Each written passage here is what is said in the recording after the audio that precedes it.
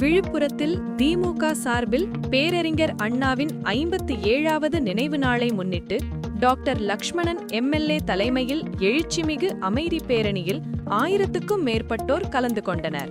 பேரறிஞர் அண்ணாவின் 57வது நினைவு நாளை முன்னிட்டு விழுப்புரம் மத்திய மாவட்ட திமுக சார்பில் பிரம்மாண்ட அமைதி பேரணி மற்றும் அஞ்சலி செலுத்தும் நிகழ்வு இன்று நடைபெற்றது.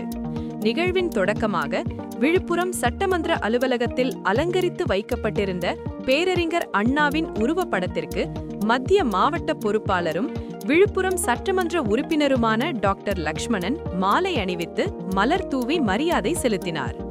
அதனைத் தொடர்ந்து டாக்டர் லக்ஷ்மணன் தலைமையில் சட்டமன்ற அலுவலகத்திலிருந்து கலைஞர் அறிவாலயம் வரை அமைதி பேரணி நடைபெற்றது.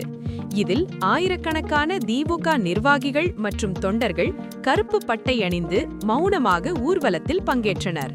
பேரணி கலைஞர் அறிவாலயத்தை அடைந்ததும் அங்குள்ள பேரறிஞர் அண்ணா மற்றும் கலைஞர் ஆகியோரின் உருவச் சிலைகளுக்கு மாலை அணிவித்து மரியாதை செய்யப்பட்டது.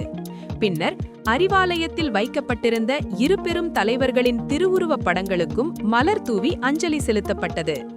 இந்த நிகழ்வில் மாநில ஆதிதிராவிடர் நலக்குழு இணைச் செயலாளர் முன்னாள் சட்டமன்ற உறுப்பினர் புஷ்பராஜ், முன்னாள் சட்டமன்ற உறுப்பினர் மாரிமுத்து, பொறுப்புக்குழு உறுப்பினர்கள் வழக்கறிஞர் கண்ணப்பன், பிரேமா குப்புசாமி, டிஎம்கே சம்பத், விழுப்புரம் நகர செயலாளர்கள் சர்க்கரை வெற்றிவேல், நகரமன்ற தலைவி தமிழ்ச்செல்வி பிரபு, ஒன்றிய செயலாளர்கள் புஷ்பராஜ், ராஜா, செல்வமணி, வளவனூர் பேரூராட்சி செயலாளர் ஜீவா, கோட்டக்குப்பம் பேரூராட்சி தலைவர் ஜெயமூர்த்தி உள்ளிட்ட சார்பு அணி அமைப்பாளர்கள், துணை அமைப்பாளர்கள், கழக நிர்வாகிகள், தொண்டர்கள் என 1000க்கும் மேற்பட்டோர் கலந்து கொண்டனர்.